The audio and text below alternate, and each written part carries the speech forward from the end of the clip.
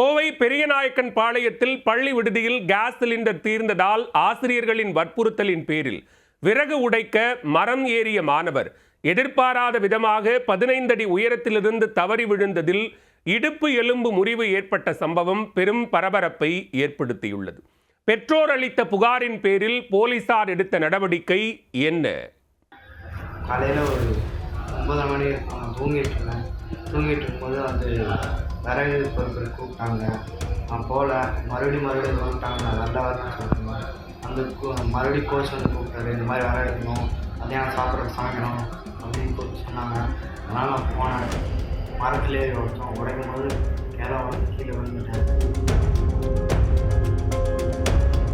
கோவை பெரியநாயக்கன் பாளையம் அருகே ஜோதிபுரம் பகுதியில் தனியார் மேல்நிலைப் பள்ளி ஒன்று உள்ளது. இப்பள்ளியில் நந்தகுமார் என்ற மாணவர் 12ஆம் வகுப்பு படித்து வருகிறார். அவரது தந்தை அருகே உள்ள கூடலூர் கவுண்டம்பாளையம் நகராட்சியில் வாட்டர் ஆபரேட்டராக பணியாற்றி வருகிறார். தாயாரின் உடல்நிலை காரணமாக மாணவர் பள்ளியில் உள்ள விடுதியில் கடந்த 1 வருடமாக தங்கி 12ஆம் வகுப்பு படித்து வருகிறார். இந்நிலையில் கடந்த வியாழக்கிழமை விடுதியில் சமையல் எரிவாயு காலியாகிவிட்டதால் காலை சிற்றுண்டியாக ரொட்டி வழங்கியுள்ளனர்.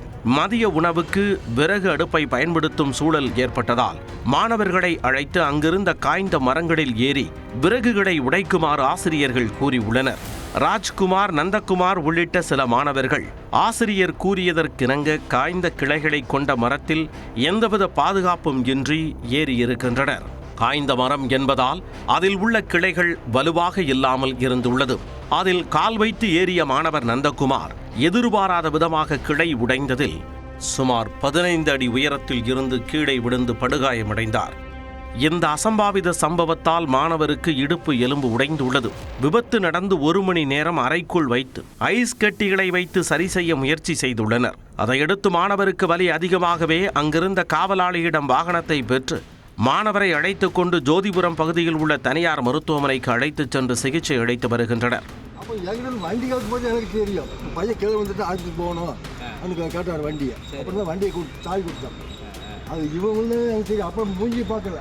மூஞ்சி என்ன பண்ணாங்க? இல்லை நான் பார்க்கல. அவன் இப்படி இருந்தான் மூஞ்சி மறைச்சிட்டு.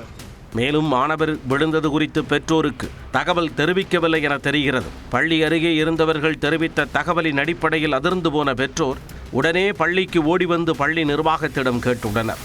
ஆனால் அவர்கள் முறையான பதிலளிக்கவில்லை என கூறப்படுகிறது.